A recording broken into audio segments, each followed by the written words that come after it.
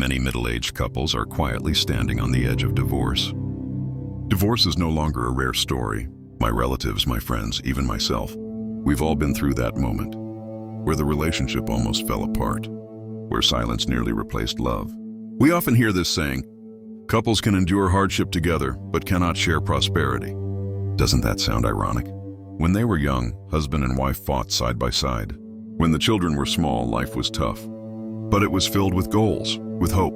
Both worked jobs, earned money, while also caring for the home, the groceries, the endless chores. Ordinary yet somehow warm. They were husband and wife, family, but more than that, comrades in battle. They shared hardships, supported each other, and survived countless challenges together. But when the children grew up, when the burden was lighter, when life finally became comfortable, they suddenly realized they had grown apart, becoming strangers under the same roof. Even worse, they began to feel annoyed, to criticize, to grow cold. What was once intimacy turned into silence. What was once tenderness turned into, I can't stand you anymore. For decades, they worked and struggled, from having nothing to owning a house, a car, a career, financial freedom. It should have been like a fairy tale. And they lived happily ever after. But reality is harsh. In middle age, the love collapses. The bond breaks. They part ways. And divorce becomes the ending. All that effort. Was it really for nothing? From once being lovers who endured hardship together, they turned into roommates staring coldly at each other, or worse, into strangers filled with resentment. So what went wrong with this marriage? We tried so hard to hold on. Why in the end did we only hold on until we let go of each other?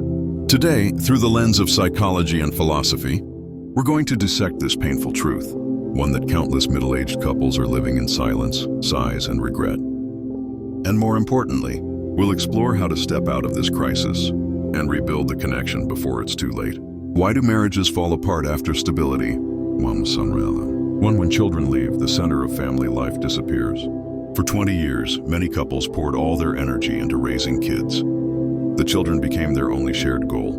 Once the children grow up and leave the home, not only does the house feel empty, but the relationship itself suddenly loses its meaning. 2. From love to duty, from duty to indifference. It started with sweet romance. Then it became responsibility and obligation, and eventually it became familiarity, complaints.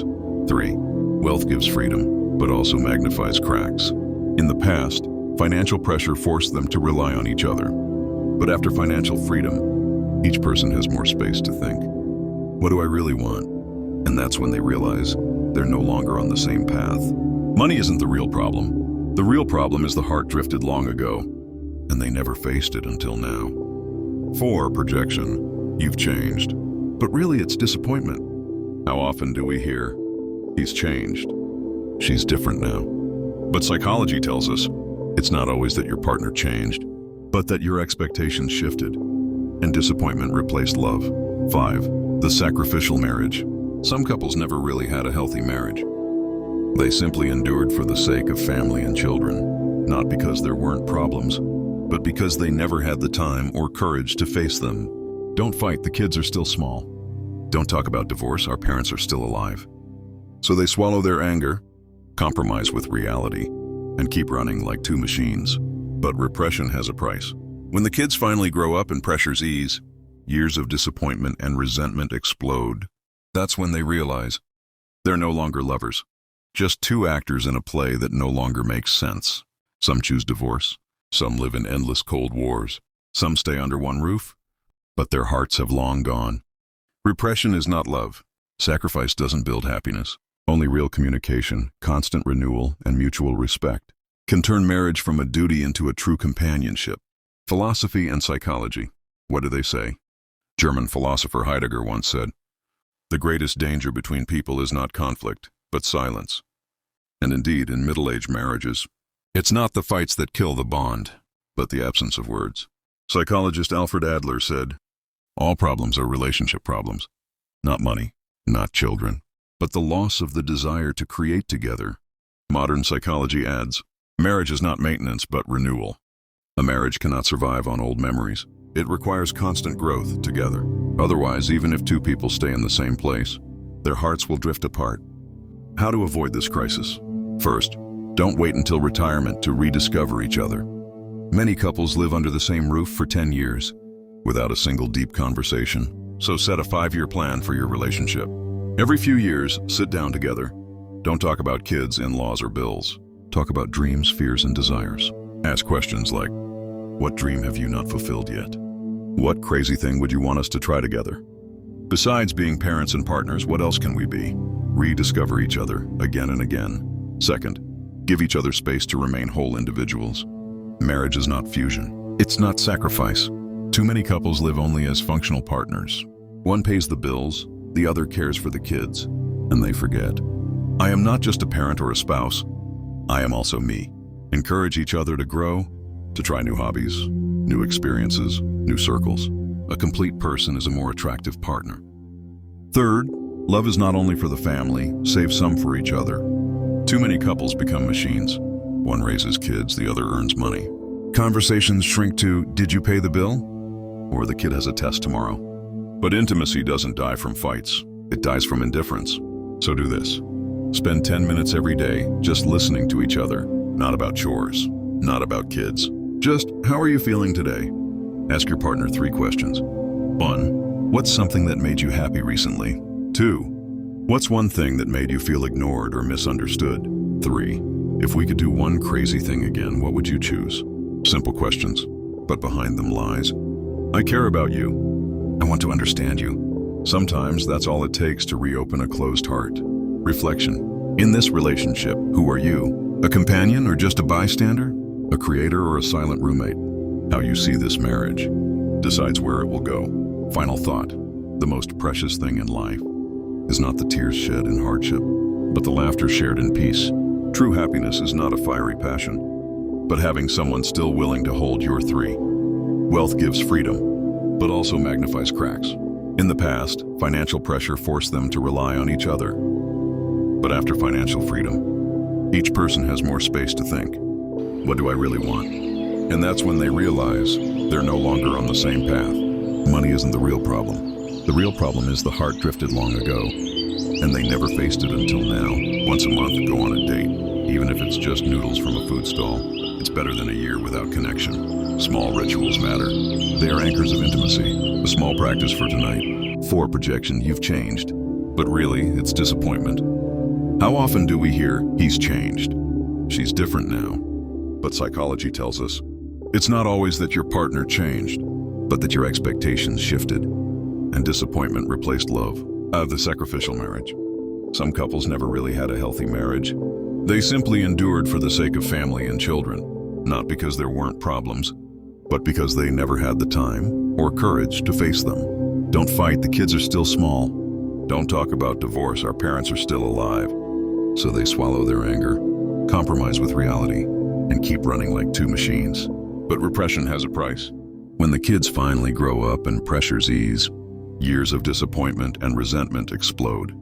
That's when they realize they're no longer lovers, just 2 actors in a play that no longer makes sense. Some choose divorce, some live in endless cold wars, some stay under one roof, but their hearts have long gone. Repression is not love. Sacrifice doesn't build happiness. Only real communication, constant renewal, and mutual respect can turn marriage from a duty into a true companionship.